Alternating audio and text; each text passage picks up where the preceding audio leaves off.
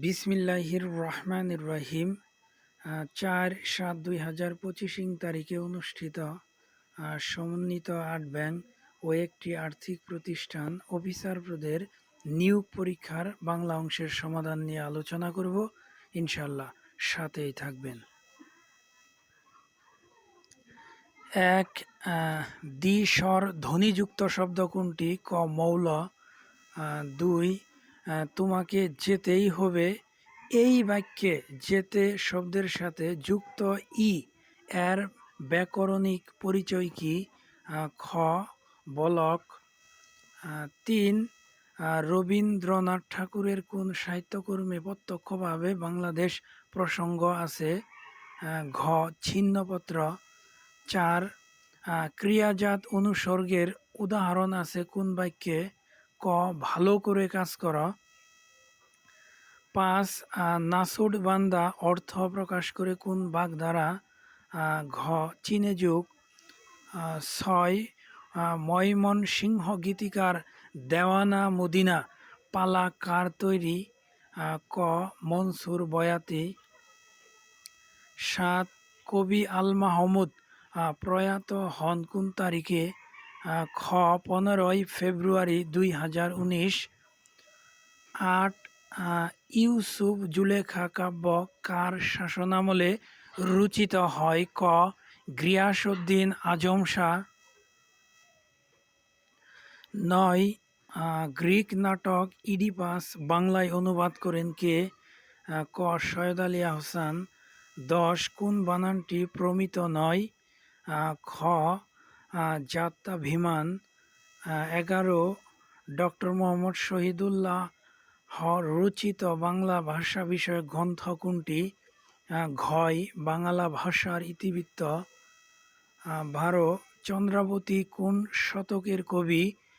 খ. ১৬। ১৩. বায়ান্নর ভাষা আন্দোলনের প্রেক্ষাপটে রচিত নয় কোনটি? ঘ. চিলেকোঠার সেপাই। ১৪. মুসলিম সাহিত্য সমাজের মুখপত্রের নাম কি? ঘ. শিখা। ১৫. অন্যান্য শব্দের উচ্চারণে কয়টি অক্ষর পাওয়া যায়? উত্তর খ. ৩টি। ১৬. উপসর্গ যুগে গঠিত শব্দ কোনটি? অভিমান। ১৭. মুহূর্তের কবিতা কার লেখা কাব্যগ্রন্থ? ফররুখ আহমদ। ১৮. ইপিস্টেমোলজি শব্দের বাংলা পরিভাষা কি? ক. জ্ঞানতত্ত্ব। ১৯. সৈয়দ ওয়ালিউল্লাহ রচিত উপন্যাসিকা কোনটি? ঘ. শিম কিভাবে রান্না করতে হয়। ২০. বিদ্রোহী কবিতায় ব্যবহৃত প্রতীচ্য পৌরাণিক চরিত্র কোনটি? ঘ. অফিয়াস। ২১. রঙ্গিলা নায়ের মাঝি কার লেখা? ঘ. জসিমউদ্দিন। ২২. অভিধানে কোন শব্দটি আগে বসবে? ক. চাপা। ২৩. অশ্বের চালক এক কথায় কি হবে? সাদি। ২৪. গণ্ডূষ অর্থ কি? ঘ. অল্প পানি। ২৫. কোন দুটি শব্দ পদ্ম শব্দের সমার্থক? উত্তর খ. নলিন, রাজীব। ধন্যবাদ সকলকে সাথে থাকার জন্য।